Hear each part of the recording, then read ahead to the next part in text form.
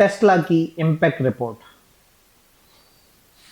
2023 की। अब अगेन इन्होंने इसको नाम दिया इम्पैक्ट रिपोर्ट का, कोई इसको इको रिपोर्ट कहता है, कोई कुछ और, क्योंकि अभी स्टैंडर्डाइजेशन बहुत ज़्यादा नहीं आई। स्टेप्स शुरू हो चुके हुए हैं, IFRS अपने S1 S2 दे चुका हुआ है, इंडस्ट्री स्पेसिफिक स्टैंडर्ड हमारे पास आ चुके हुए हैं। तो अब दुनिया आहिस्ता आहिस्ता आहिस्ता आहिस्ता इसमें ऑर्गेनाइजेशन की तरफ जाएगी, चीज़ों को ऑर्गेनाइज करेंगे, लेकिन फिलहाल चीज़ें बहुत ज़्यादा ऑर्गेनाइज नहीं है। अब प्रॉब्लम ये है कि PDF है। अब PDF पे यहाँ क्लिक करके क्या हमारा सिस्टम इसको ऐसे ही रिस्पॉन्स देगा? देखते हैं। नहीं तो हम PDF ओपन कर लेंगे, हमारा क्या जा रहा है।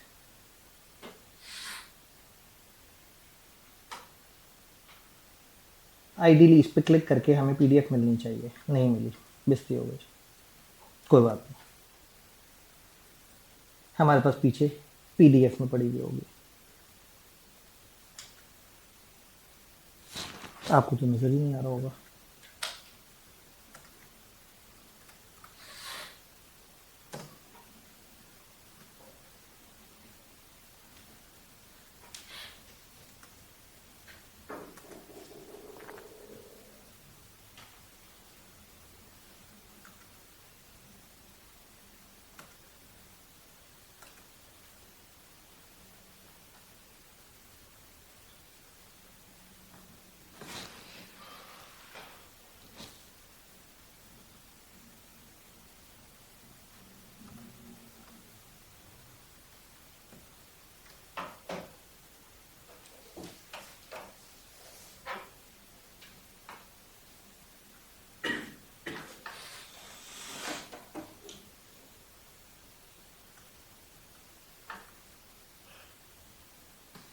हाँ जी, विजिबिलिटी बेहतर है। जस्ट फॉर अंडरस्टैंडिंग कि ज़रा देखें दुनिया किस तरह से, इनकी एक डिटेल रिपोर्ट तो है, लेकिन उस डिटेल रिपोर्ट का इन्होंने एक शॉर्ट वर्जन दिया कमज़ोर दिल हजरात के लिए, जो बहुत ज़्यादा लंबे चौड़े डाटा टेक्स्ट को नहीं पढ़ सकते, तो उसके लिए जो है ना इन्होंने tackling climate change, global green house gas emission, उन्होंने कहा कि हमारी जितनी भी ग्रीन हाउस गैस एमिशंस हैं, वो अगर हम 100% वो कर रहे हैं तो 31% हमारी इलेक्ट्रिसिटी स्लैश हीट पे खर्च हुई है, 15% ट्रांसपोर्टेशन पे खर्च हुई है, 19% हमने इस पे लगाया, यानी कि हमने जितना भी इमिट किया है कार्बन डाइऑक्साइड, वो कैटेगरी वाइज उन्होंने दिखा दिया। जस्ट असल में हम देख रहे हैं कि दुनिया चीज़ों को इस वक्त प्रेजेंट किस तरह से कर रही है। We make products that displace fossil fuel alternatives. We design and manufacture a fully integrated ecosystem for energy and transportation. Our products work together to maximize their impact. तो उन्होंने कैप्शन दिया है कि हम वो प्रोडक्ट्स बनाते हैं जो कि फॉसिल फ्यूल अल्टरनेटिव्स की तरफ जा रही होती है, और उन्होंने साथ बता दिया कि हमारे बैटरी सेल हैं, फिर सोलर से हम एनर्जी पकड़ते हैं, एनर्जी से चार्जिंग होती है, चार्जिंग से गाड़ी चलती है, गाड़ी से आगे फिर मुख्तलिफ ऐप्स वगैरह यूज़ हो सकती है। इसमें जो है वो फिर एनर्जी स्टोरेज से रिलेटेड हमारा ये मामला है, फलाना से रिलेटेड ये मामला है। अगर वो कहते हैं कि हम गाड़ियाँ बना रहे हैं, गाड़ियाँ हमारी चलती हैं, तो लोग कहते हैं लो जी तुम्हारा तो पेट्रोल वगैरह उससे चलता है। उन्होंने कहा नहीं जी, हम एनर्जी स्टोरेज बनाते हैं और एनर्जी स्टोरेज से चार्ज करते हैं। लोगों ने फिर ये कहना था एनर्जी कहाँ से आएगी, जलाओगे तेल तो उससे एनर्जी बनेगी, उन्होंने कहा नहीं। तो उन्होंने एक तस्वीर देके ना थोड़ा सा लोगों को बताया कि हाँ भाई हम एनवायरनमेंट फ्रेंडली कैसे हैं। हम सोलर से एनर्जी लेके और उसको एनर्जी के डैम्स में बना रहे हैं, और एनर्जी के डैम से हम चार्जिंग के स्टेशन बना रहे हैं। तो फिर टेस्ला गाड़ी भी बना रहा है, टेस्ला गाड़ियों के स्टेशन भी बना रहा है चार्जिंग के, और बैटरियां भी बना रहा है, या समझें बैटरी का मेजर पोर्शन कंपाइल कर रहा है मुख्तलिफ जगह से पकड़ के, और जिनसे पकड़ रहा है वो भी सस्टेनेबल होनी चाहिए। तो मैं क्यों बताऊं टेस्ला के बारे में, देखें ये रिपोर्ट क्या बता पाती है। यहां तक बात समझ आई। अगेन हम इस रिपोर्ट का इस वक्त ऑडिट नहीं कर रहे, हम सिर्फ ये देख रहे हैं कि दुनिया इस वक्त ये इंफॉर्मेशन किस तरह से डिस्प्ले कर रही है। No pollution in cities, pollution from burning fossil fuels lead to 8 million premature deaths globally. Tension दी लोगों को पहले कि जी लोग एक जो है वो एक अच्छा टाइम आने से पहले, अभी जिंदगी में प्रॉपर तरीके से आगे बढ़ने से पहले उनकी डेथ हो जाती है, और वो कितना है 8 million. That accounts for 1/5 pre mature deaths world wide. दुनिया में जितनी भी प्री मेच्योर डेथ होती हैं उनमें से हर 5 में से एक डेथ उस पोल्यूशन की वजह से होती है। वक्त से पहले डेथ हो जाए, छोटे बच्चे की जो है ना, मतलब इसमें दो तरह का वो होता है। एक ये होता है कि एक बच्चा है जो कि ग्रोइंग एज में है और वो उसकी ग्रोथ रुक गई और उसकी डेथ हो गई, और एक ये है कि बिल्कुल ही at the time of birth जो है वो उसकी डेथ हो गई है। पोल्यूशन सिटीज, लाहौर में खड़े होके ये वाली बात बड़ी मुश्किल है। सबसे ज्यादा AQI अब दूसरे नंबर पे, पहले नंबर पे कोई और शहर है, चलो शुक्र है, थोड़ा सा तो कम बदनामी हुई। तो ये इन्होंने पहले बताया आर प्रोडक्ट्स, उन्होंने पहले बताया दुनिया में क्या मसला चल रहा है। Our products are not just about the future of our planet but also about addressing preventable deaths today. This is, मैं यहां से पढ़ लेता हूँ। This is a major advantage of zero emission product that is often forgotten. उन्होंने कहा याद रहे कि हम कुछ वो फायदा भी दे रहे हैं जो अक्सर लोग नोट नहीं करते। तो इतनी सारी डेथ्स जिन खराब शहरों की धुएं और खराब माहौल की वजह से हो रही हैं, हम उन शहरों की माहौल साफ रखने में अहम किरदार अदा कर रहे हैं। तो लोग चाहेंगे नहीं कि हर तरफ टेस्ला ही टेस्ला हो ताकि कम धुआं हो। जब कम धुआं होगा तो शहर महफूज रहेंगे, शहर महफूज रहेंगे, प्री मैच्योर डेथ्स इस कॉज की वजह से नहीं होंगी, बाकी कॉजेज जो है वो उनका कोई ना कोई सोल्यूशन होगा। अभी basically how sustainability report impacts, ये लोगों के दिल में किस तरह से उतरती है। 2023 में हमारे कस्टमर्स ने 20 million metric ton carbon dioxide की इमिशन एनवायरनमेंट में नहीं भेजी, जो वो भेजते अगर वो हमारी गाड़ियां इस्तेमाल नहीं कर रहे होते। अब फीलिंग आती है ना कि देखें दुनिया लेवल पे, पूरी दुनिया लेवल पे उन्होंने देखें दुनिया को 20 मिलियन मेट्रिक टन उस खराब गैस से बचा लिया। तो कंट्रीब्यूशन तो है इनका। अब सवाल ये कि ये जो लिखा हुआ है ये आया कहाँ से, इसके पीछे एक पूरा मेजरमेंट का क्राइटेरिया होगा, पूरा कौन सा इंजन कितनी इमिशन करता है, किस तरह का कितनी नहीं करता, इन्होंने क्या किया क्या नहीं किया, फिर उसकी पूरी डाटा रिकॉर्डिंग, फिर उसकी ऑडिटिंग, फिर उसका सारा, तो एक पूरा कंप्रीहेंसिव निज़ाम है। लेकिन अगेन दुनिया को कितनी पॉजिटिविटी दे रहे हैं, दुनिया को देख के कितना अच्छा लग रहा है। अब आपके पास ऑप्शन है कि आप एक तरफ XYZ कंपनी में इन्वेस्ट करें या एक तरफ टेस्ला में इन्वेस्ट करें, पैसे भी हैं आपके पास और आपने शेयर्स खरीदने हैं, उसके खरीद लें उसके खरीद लें। तो एक दफा जिसने ये रिपोर्ट पढ़ ली होगी उसका दिल नहीं मानेगा इसके अलावा किसी और गाड़ियों की कंपनी में लगाने का। कहानी तो भी शुरू हुई है, टाइम तो है ना, आगे यही तो रिपोर्टें पढ़नी है, बढ़ानी है, बनानी है।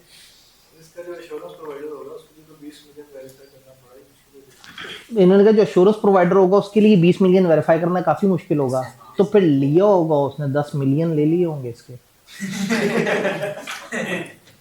और $10 मिलियन में ले लिए होंगे और फिर कर दिया होगा फिर वेरीफाई इतने पैसे लेके। फिर इसका मतलब वो एक्सपर्ट्स भी लेके आए होंगे।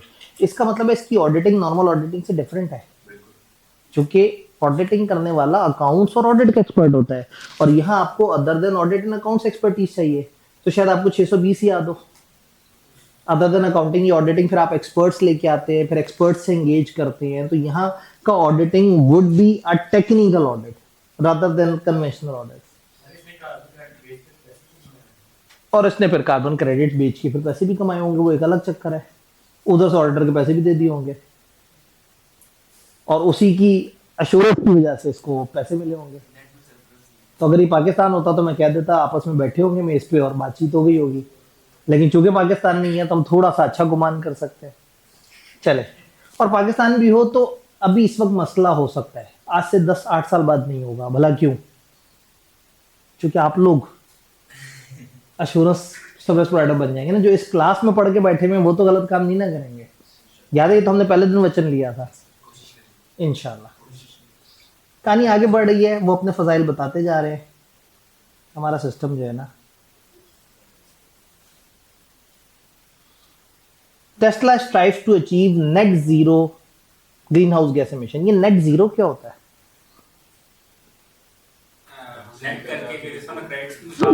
हाँ, वो जो क्रेडिट्स और वो वाला था, आप जितना एमिट कर रहे हैं और जितना आप सेव कर रहे हैं, जितना माइनस क्रेडिट्स वाले पॉइंट में, दोनों को जोड़ के जीरो या जीरो से नीचे हो, ऊपर की तरफ ना जाए। पढ़ लेते हैं हमारा क्या जा रहा है। An ambitious stance on greenhouse gas emission reduction is necessary to continue moving the world towards a sustainable energy economy. While we have made progress in reducing our emission intensity in near term, and made meaningful progress on building a plan to achieve net zero emission as soon as possible. There remain work to do to finalize this plan. कितना खूबसूरत तरीका ये बताने का कि हम अभी zero से नीचे नहीं है।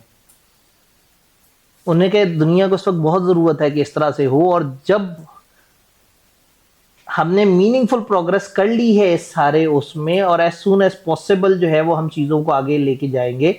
स्टिल कुछ और करना बाकी है। इतनी बड़ी हेडिंग दे दी। अब ये भाई जो है वो हेडिंग देखेंगे, तस्वीर देखेंगे, कहेंगे यार कमाल है, नेट जीरो, अगला सफा पलटा देंगे, तो खेल गए वो। इसीलिए मैंने इंग्लिश पढ़ी, मुझे लग रहा था ये ना कोई अंदर चालबाजी करने के मूड में होंगे। तो खैर, अब ये भी तो एक बहुत बड़ी अजीब सी बात हो गई ना कि ये जो ये सस्टेनेबिलिटी रिपोर्ट्स हैं ये डिसेप्टिव भी हो सकती हैं, ठीक है। और यूजर्स को देखें ना, यूजर ज्यादा पढ़ने वाले तो है नहीं। इतने शौक से ये तो मैंने आपको बहुत साफ सुथरी रिपोर्ट दिखाई जिसमें बड़ी कम इंग्लिश लिखी हुई और ज्यादातर बड़ी बड़ी तस्वीरें हैं, वरना तो पूरा पूरा सफा अंग्रेजी से भरा हुआ होगा और लोग देखेंगे, गंदे गंदे से मुंह बनाएंगे, हेडिंग पढ़ेंगे और आगे चल पड़ेंगे। तो फिर हमें यूजर्स को भी एजुकेट करना है कि उन्होंने कौन कौन सी चीजें लाजमी पढ़नी है।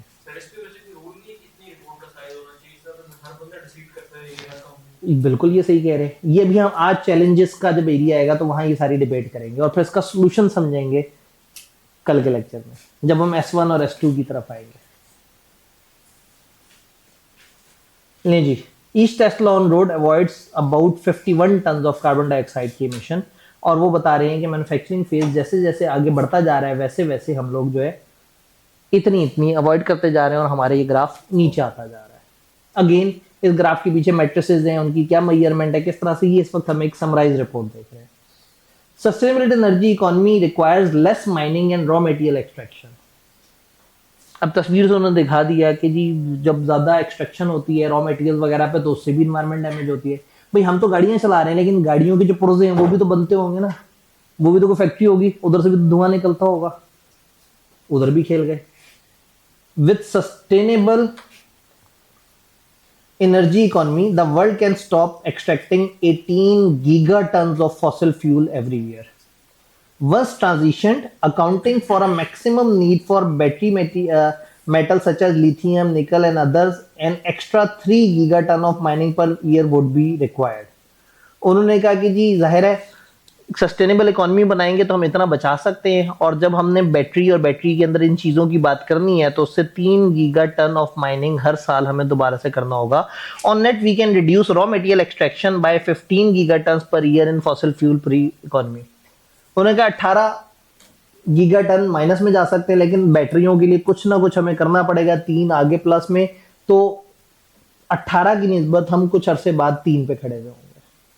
We were first automotive company to directly buy battery raw material at the mine level, enforcing our responsible sourcing principle from very start.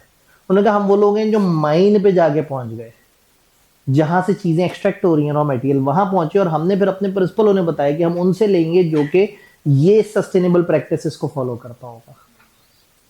तो जिसने हमें माल बेचना है उसको अच्छे काम करने पड़ेंगे।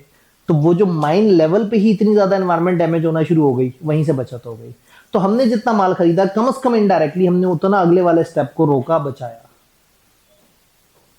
अब समझ रहे हैं, असल में ये रिपोर्ट सिलेबस का हिस्सा नहीं है, ये मैं सिर्फ आपको एक पैटर्न दिखा रहा हूं कि रिपोर्ट्स में किस तरह से चीजें प्रेजेंट की जाएंगी। आगे रिपोर्ट काफी लंबी चौड़ी सी, आगे थोड़ा सा तेज कर देते हैं। We start by sourcing sustainability. तो यहां बता रहे हैं कि हम प्रायोरिटाइज करते हैं उन सप्लायर्स के साथ काम करना जो कि चीजों को बेहतर करते हैं।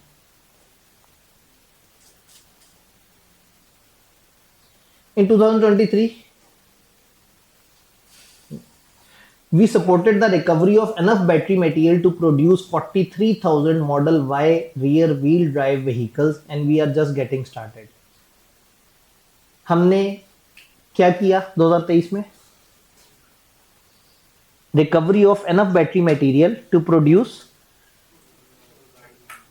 हमने इतना बैटरी मटेरियल रिकवर किया कि हम अपनी जो वाई मॉडल गाड़ी है 43,000 यूनिट बनाने के काबिल हो गए।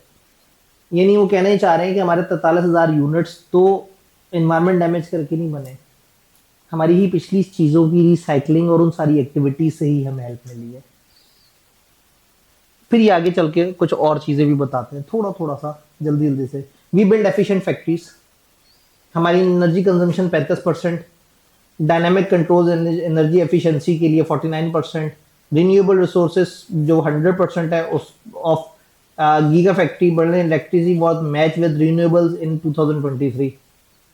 लिखी जा रही हैं, कुछ ना कुछ बता रहे हैं, कुछ चीज़ें उस फील्ड की हैं, कुछ टर्मिनोलॉजी समझ आएगी, कुछ नहीं आएगी, लेकिन एक दफ़ा यूज़र्स को ये ज़रूर पता लग गया कि यार टेस्ला अच्छा काम कर रही है। वो जो अभी आपने फ़ायदे बताए थे, अब ये देखने के बाद वो फ़ायदे और इवॉल्व हो रहे हैं कि नहीं?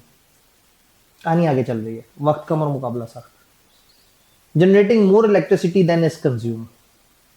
2023 में टेस्ला के सोलर ओनर ने जो है ना enough zero emission electricity generate की, जितनी हमें चाहिए थी उससे ज़्यादा बिजली हमने दी, यानी जितना हमने यूज़ की उससे ज़्यादा हमने दुनिया को दे दी। तो इसका मतलब है कि हमने प्रोडक्शन भी कर ली अपनी सारी, और उसके बाद दुनिया को हम एक्स्ट्रा एनर्जी भी देगा, और वो एनर्जी जो साफ एनर्जी है।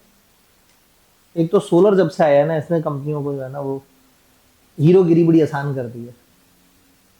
Reducing water consumption, we have reduced water use per vehicle by near 25% over last 5 years. Industry की एवरेज है 3.37 gallon metre cube of water, Tesla की एवरेज है 3.27 2018 की। और चलते चलते जब हम तो 23 में पहुंचे तो हम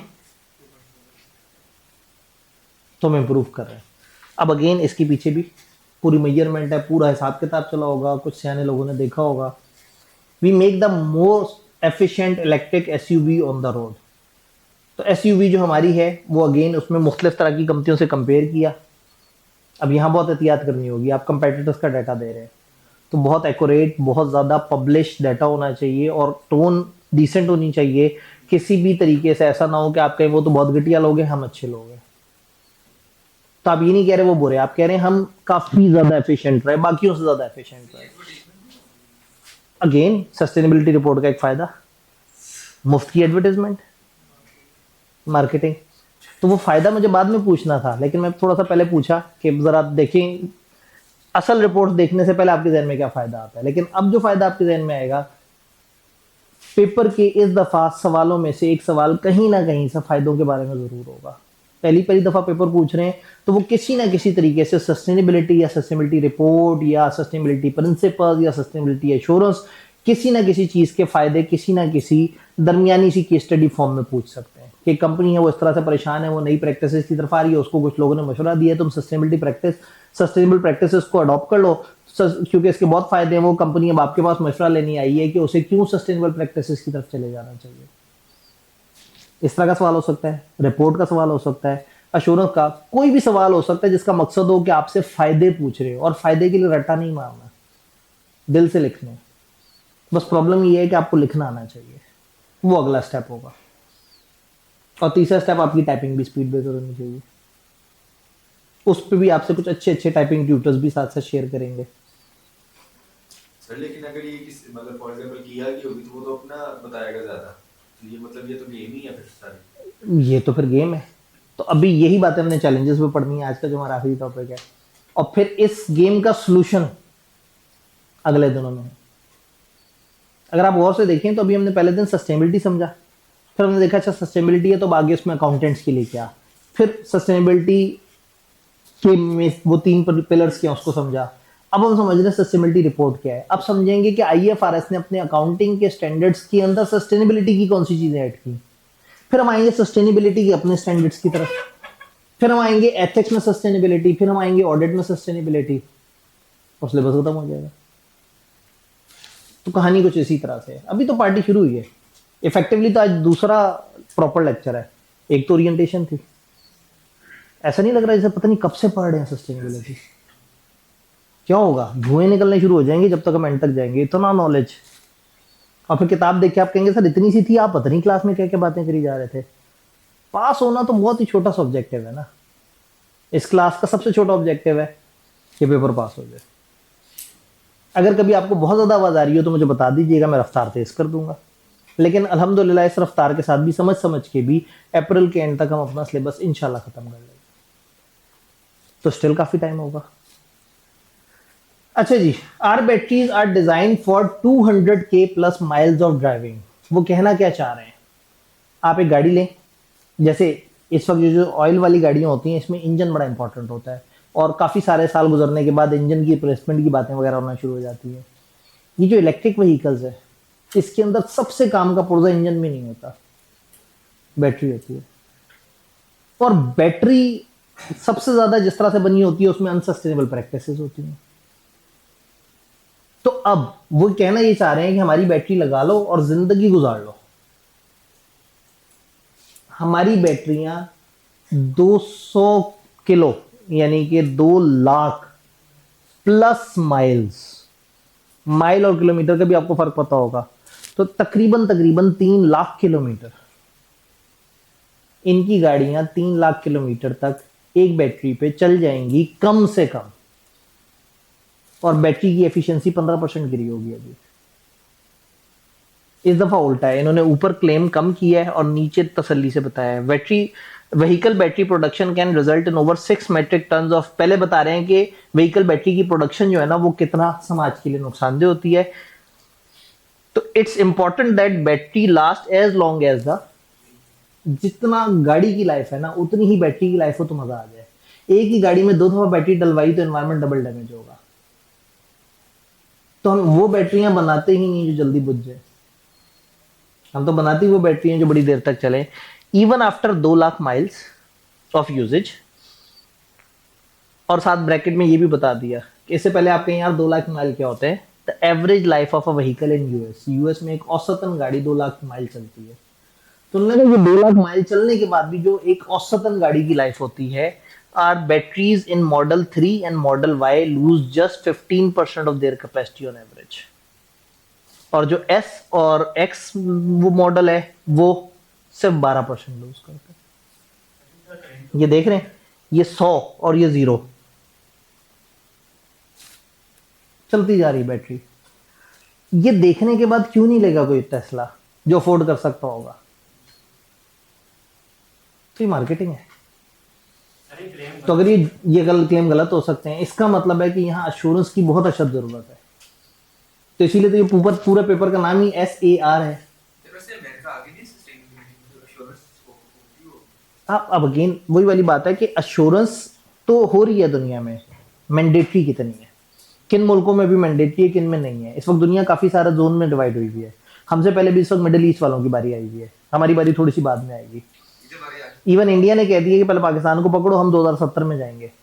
2050 का टारगेट मिला है गरीब मुल्कों को, तो इंडिया ने कहा मुझे 2070 का टारगेट दो, क्योंकि तुम लोग जब ग्रो कर रहे थे तो मैं उस वक्त रोल रहा था, मेरी बारी है ग्रो करने की, तो अब तुम लोगों ने रूल्स ही बदल दिए खेल के। तो ऐसे थोड़ी होता है। अब हम इस वक्त ग्रो कर रहे हैं तो हम जरूर वो करेंगे। हम ये नहीं कह रहे कि हम सस्टेनेबिलिटी को फॉलो नहीं करेंगे, लेकिन हम थोड़ा स्लो फॉलो करेंगे। पाकिस्तान को अभी पता ही नहीं है, ठीक है। वो जो एक बंदा जिसको एनवायरमेंट समझ आती थी उसको जेल में डाल दिया बेचारे को। इमरान खान ना एक बड़ा जमाने से आगे की बात करता था, समझ ही नहीं आती थी लोगों को। वो बेचारा एक्स्ट्रा में जेल चला गया। कि यार तुम पता नहीं कौन सी बातें कहां से निकाल के ले आते हो जी, 1 अरब दरख्त लगाएंगे। अब देखे ना, अब 1 अरब दरख्त सस्टेनेबिलिटी की, अब आपको आज दुनिया में सस्टेनेबिलिटी समझ आ रही है। अंग्रेजों की ये बात 10 साल पहले की समझ आई हुई है। जब वो देखेंगे कि गरीब मुल्क में ये नारा लगा रहा है कि हम 1 अरब दरख्त लगाएंगे, तो वो क्यों नहीं फैन होंगे खान के, क्यों नहीं वो वहां से मदद करेंगे? फिर आप कहते हैं खान का ताल्लुक ही नहीं बाहर वालों से। चले खैर, ऐसा ना हो कि आपको समझ आ जाए कि मैं फॉर हूं या अगेंस्ट हूं। We make affordable product that people love.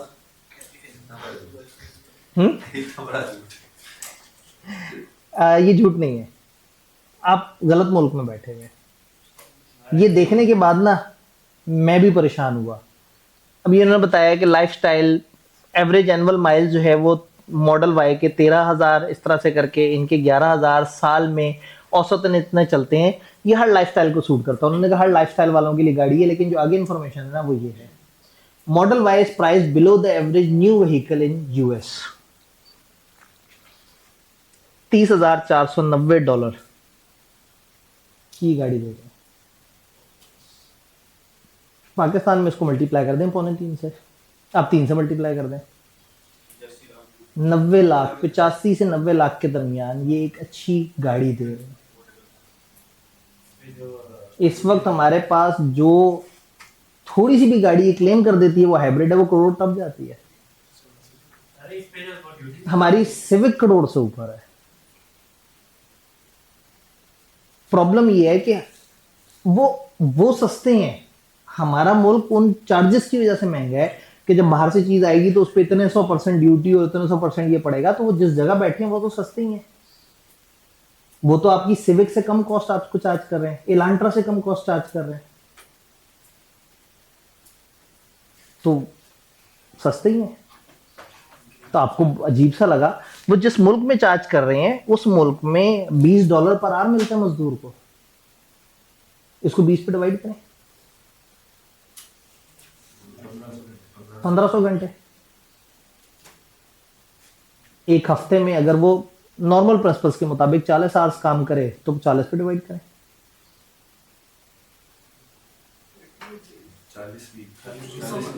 40 हफ्ते, तो एक महीने में कितने हफ्ते होते हैं?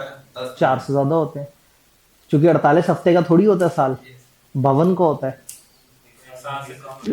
तो तकरीबन 4.33 डिवाइड करें से 4.33 से,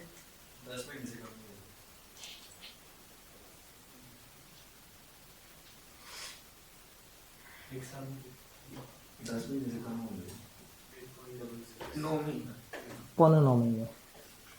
एक मजदूर पौने 9 महीने काम करके टेस्ला खरीद सकता है।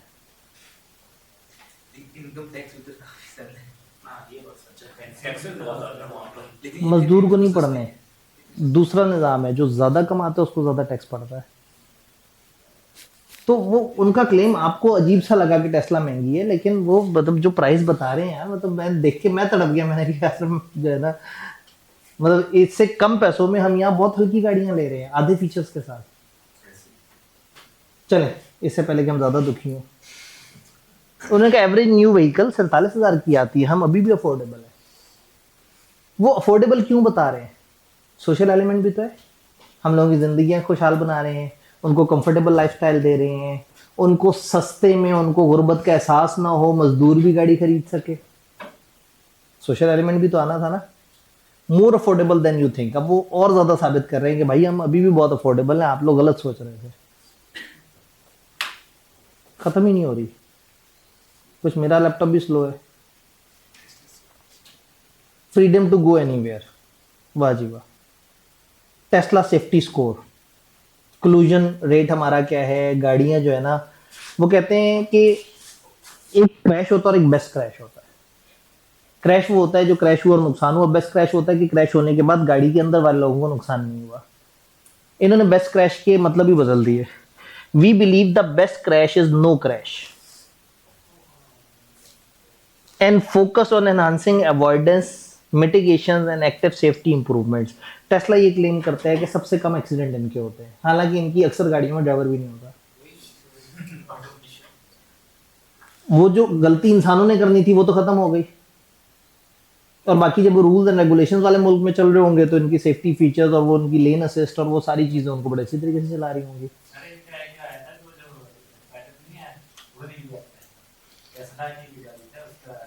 इन्होंने कहा टेस्ला की गाड़ी जो है उसके कुछ मसले भी सामने आए थे, वो ये थोड़ी बताएंगे सस्टेनेबिलिटी रिपोर्ट में, तो प्यारी प्यारी बातें बताएंगे ना।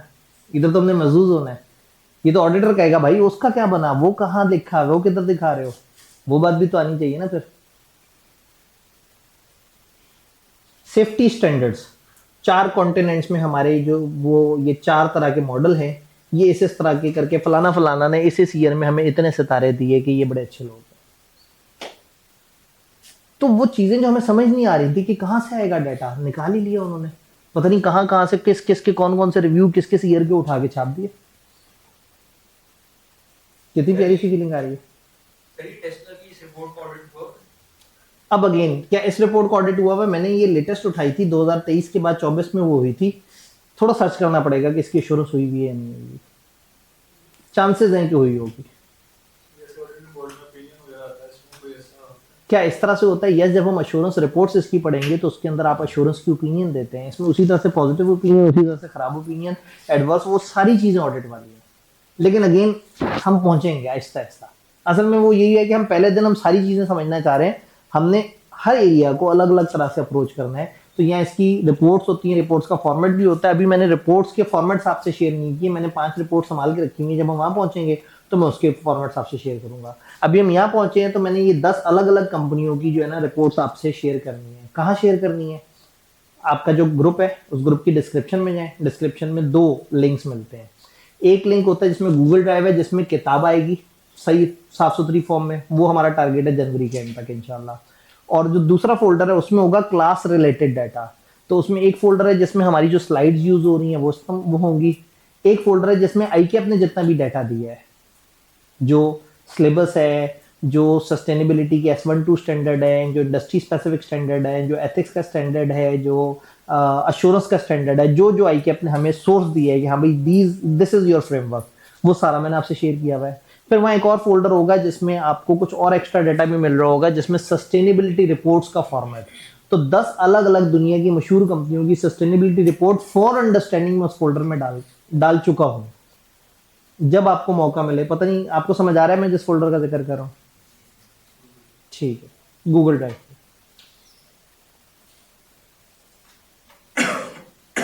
एक काम करते हैं, थोड़ी सी स्क्रीन अब छोटी करके थोड़ा फास्ट चलाते हैं। रिलायबल एनर्जी जो अफोर्डेबल भी है, पीपल एंड कम्युनिटी, अब इनका भी तो जिक्र करना है। Our employees are critical to our mission. To sustain our place of innovation, we must ensure we attract, develop and retain our talented workforce with ample opportunity to contribute to our mission and grow professionally। ये मैंने बड़ा ढूंढ के वो report निकाली है जिसमें कम से कम इंग्लिश लिखी है और ज़्यादा से ज़्यादा तस्वीरें। असल सस्टेनेबिलिटी रिपोर्ट इतनी रंग बरंगी या इतना कम डाटा के साथ नहीं होती, उसमें काफ़ी ज़्यादा डाटा होता है। लेकिन मकसद था कि वेरी फर्स्ट लेवल पे, बिगनर लेवल पे आप पहली दफ़ा जो रिपोर्ट देखें तो आपको थोड़ा सा आइडिया हो कि किस तरह से दिखती है। तो उन्होंने क्या किया, अपने एम्प्लॉइज़ के बारे में कहा, हम ऐसी वर्क प्लेस देना चाहते हैं जहां हमारे एम्प्लॉय जो है रिस्पेक्टेड फील करें, सेटिस्फाइड फील करें। थोड़ा बड़ा ही कर लेता हूँ, आपको विजिबिलिटी आउट हो रही है, और हम उनको ज़्यादा अच्छी स्किल दे सकें। Preparing for workforce for sustainable energy future. Core principle हमारी रिक्रूटिंग स्ट्रेटेजी का ये है कि बेस्ट टैलेंट सिर्फ वो नहीं है जो कि रिक्रूटिंग चैनल से आता है। हम लोग अट्रैक्ट करते हैं, डेवलप करते हैं एक्सेप्शनल टैलेंट और उनको उनकी ग्रोथ को सपोर्ट करते हैं। बजाय इसके कि बाहर से बंदे पकड़े, हम अपने बंदों को भी एलिवेट करते हैं और उनको भी सीनियर पॉइंट्स पे लेके जाते हैं। हम इंटर्नशिप अप्रेंटिसशिप की फैसिलिटीज देते हैं, हम फलाना करते हैं, हम फलाना करते हैं, अपने बारे में, अपने एम्प्लॉइज के बारे में अच्छी अच्छी बातें लिखते हैं। We received over 5.9 million job applications in 2023। कितनी खूबसूरत रिपोर्टिंग है, समझ रहे? ये नहीं कहा कितनी नौकरियां थी, हमें 5.9 मिलियन जॉब एप्लीकेशंस रिसीव हुई। तो यूं तो हमारी गवर्नमेंट सबसे आगे। गवर्नमेंट एक नौकरी अनाउंस करती है, 2 दिन में 1.5 लाख एप्लीकेंट्स आ चुके होते हैं, और होती 2 सीटें। जेन्युइनली लाख से ऊपर एप्लीकेशंस आती हैं, और ऊपर से वो NTS और इस तरह का टेस्ट भी देते हैं, और गवर्नमेंट उधर से भी पैसे कमा लेती है, और फिर सीट पर रखती उसी को है जो जिसके साथ पहले से बात हुई है। तो बहरहाल मतलब मैं आपको दिखाना ही चाह रहा हूँ कि टेस्ला जैसे अच्छे शरीफ लोग जो कि प्रिज्यूम्ड है कि हाँ भाई अंग्रेज है, साफ सुथरे, गलत बात नहीं करते होंगे, उन्होंने भी कितनी मैनिपुलेटिव रिपोर्टिंग की हुई है। और फिर ये भी बता दिया कि 2022 से 64% इंक्रीज आया है। एक तरफ से ये बात अच्छी लग रही है कि लोग इन पे ट्रस्ट कर रहे हैं और ज्यादा अप्लाई कर रहे हैं, लेकिन बहरहाल एक तेज नजर में ऐसा लगेगा कि वो हो 5.9 मिलियन जॉब्स, लेकिन वो जॉब एप्लीकेशन है, और एक सीट पे काफी 100 एप्लीकेशन हो सकती हैं। We empower our employees to build the safest operation. तो again safety improvement suggestion by employees are increasing. 2021 में 49,000 लोगों ने मशवरा दिया, 2022 में इतने लोगों ने मशवरा दिया, और फिर लोगों ने चैट GPT इस्तेमाल करना शुरू कर दिया था, तो फिर बहुत ज़्यादा हमें अच्छे मशवरे आना शुरू हो गए। इंजरी रेट हमारा कम है, इंडस्ट्री से आस्ता आस्ता नीचे जा रहा है। हम high standard human rights dignity अपने सप्लाई चेन में मेंटेन रखते हैं।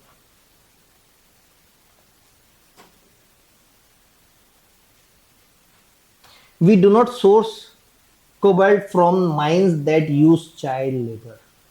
हम अपना जो मटेरियल एक्सट्रैक्ट करते हैं हम उन माइन से नहीं लेते जो छोटे बच्चों से काम कराते हैं।